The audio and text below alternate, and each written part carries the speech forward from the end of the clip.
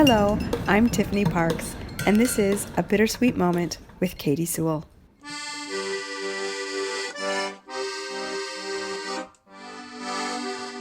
Hello, this is The Bittersweet Life. I'm Katy Sewell, and this is your midweek Bittersweet Moment.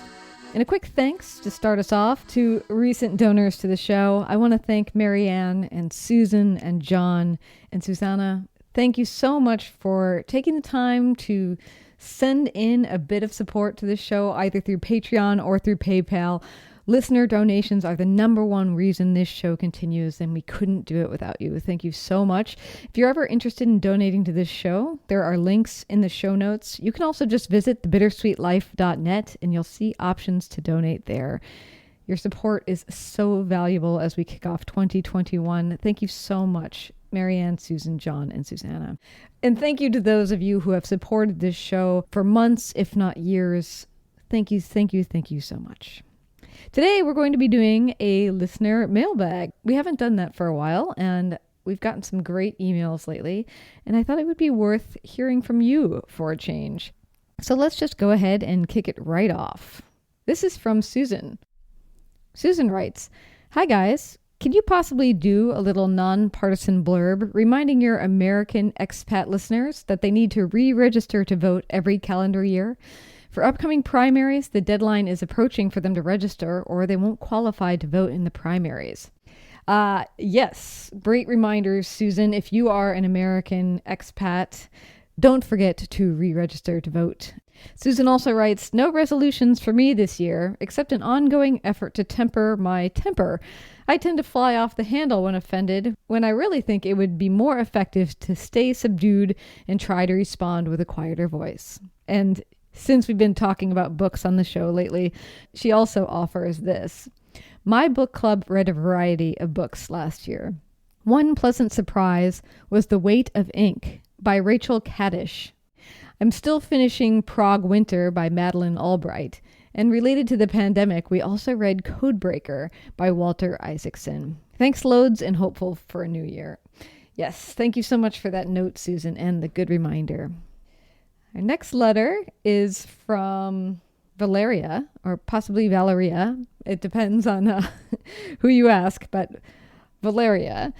She was responding to our show that we did that was in response to a listener question about Italian fashion and how, if you are traveling to Italy, what you can wear to try to blend in a little bit better and not stand out as the tourist you are. Here's what Valeria writes. "Hi, Katy and Tiffany. I'm a Mexican expat who's been living for over 20 years in Florence. I work for a high-fashion e-commerce, and I found your episode about Italian fashion very interesting. I would like to comment on some of the things that I kept making mental notes about when I heard you talking about them. If you're an American and want to blend in, I would say no baseball caps, no flip-flops, or pool shoes, as they call them here, no shorts in the fall. You see a lot of American students with long shorts when it's already cold for the rest of us. Also, no hoodies. I had an American friend who would wear the same hoodie for several days with no t-shirt underneath. At work, that is definitely a no-no. I also would say, for the ladies, no messy buns. Most Italian women blow their hair out or straighten it. But in my experience, men do wear shorts in the summer. Not sporty shorts, but nice clean-cut cotton or linen shorts that you can maybe use with a shirt or a nice t-shirt. And yes, they all wear clean designer sneakers, not ratty ones, as you said. Another thing I can confirm is that fanny packs are officially back, not only for the young trendsetters. I also have to say that nowadays, sporty items like sweats, caps, and running sneakers are slowly making their way into everyday Italian fashion. I think we're going to see more of that in the next few years. And yes, tacky Italians are super, super tacky. Sparkly down jackets, fake tans, giant sneakers, way too ripped up jeans. But you have to compare them to tacky Americans. Every country has them. And lastly, I have never seen sparkly suits on men, but I have seen pastel suits. Keep up the good work."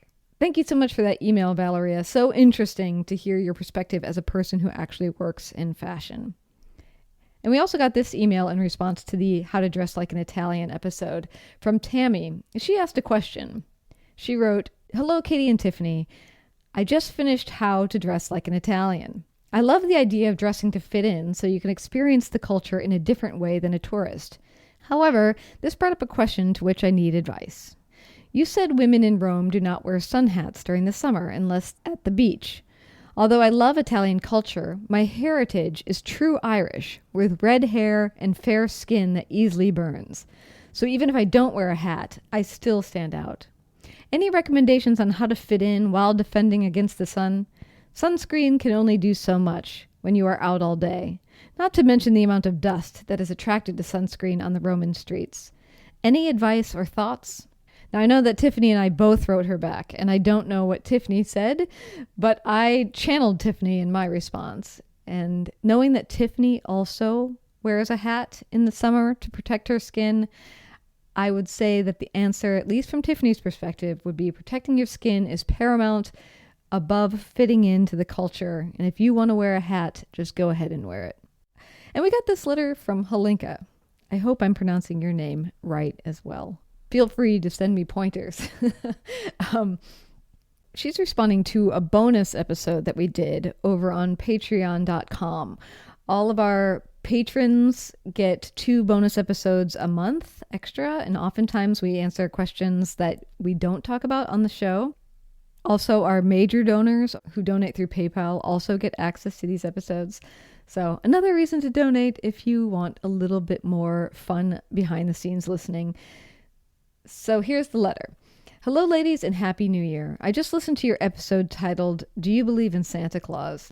And I had a flash from the past that I wanted to share. I arrived here in Italy over 35 years ago, at a time when Santa Claus was not yet such a big thing.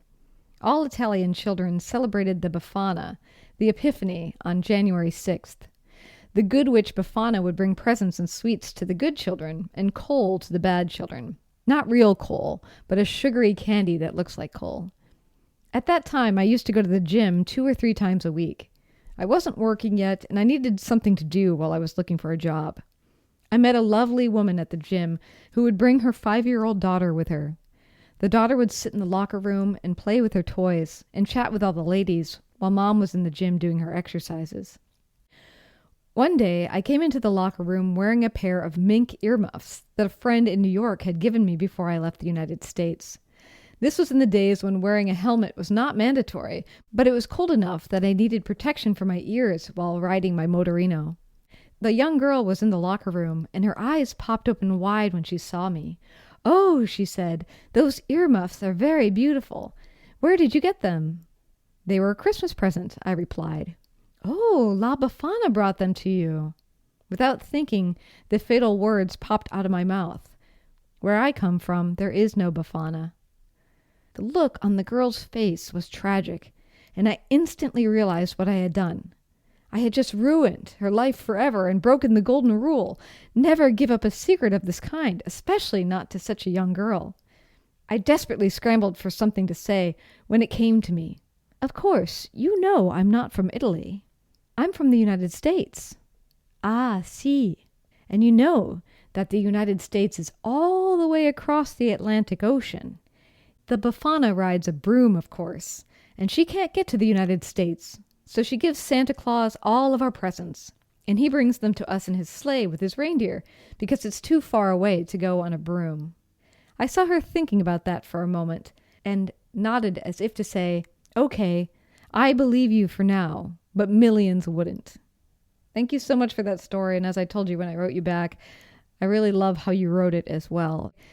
It's very vivid and easy to picture. I can picture you in that locker room, that little girl on the floor, earmuffs, the whole thing. Thank you so much for that lovely story. And finally, to end, I wanted to thank those of you who went to Apple Podcasts and left us a review. As you know, these reviews are not only great feedback for us on how you found the show and what you like about it, but it also helps other people find the show. And we haven't gotten any reviews since June 2nd, 2021, until we asked you, and 3 of you responded and left a review in December. And I just want to thank you so much, and I wanted to read those reviews. Left on Christmas Day from Mia. "This podcast is so satisfying to listen to. I am of Italian descent and an Italophile. I would love to travel more to Italy, but not able to at this time. This podcast makes me feel like I am there. Helps you to understand everyday life and not just be a tourist. Don't miss this podcast. You won't be disappointed. And left by Maddie on December 17th. I found this podcast while I was in the darkest part of the pandemic and found myself desperately missing Italy and planning for a trip that I had no date set for yet when I found these lovely ladies. Through my desire to learn more about Italy, I found myself learning about so many more things that I had never even thought about researching that I feel like I've traveled the globe twice over without ever leaving home. If you're in need of travel tips, life tips, companionship, or even commiseration, look no further. This is truly the Every Woman's podcast, and it will expand your mind and your travel bucket list. Thank you for that. And I would also say it's an every man's podcast as well. And finally, another review left for us in December from Tammy, left on December 7th. She writes, I fell in love with the people and culture of Italy. Spending time with Tiffany and Katy is the best way to get my fix for now. I love each episode, and the intro, music, bells, and sirens make me smile. Thank you, ladies. Thank you for leaving those reviews. And if you love this show and you haven't left a review, please take the time. It takes, as long as it took me to read those, it takes to leave a message. So if you are on Apple Podcasts and you're looking at the new episode, just scroll through the episodes that are listed below and you'll pop to where it says rating and reviews. And there you will see a little box on the left-hand side that just says write a review. If you click that, you can leave a review about the show really easy, very quickly. And we do appreciate it.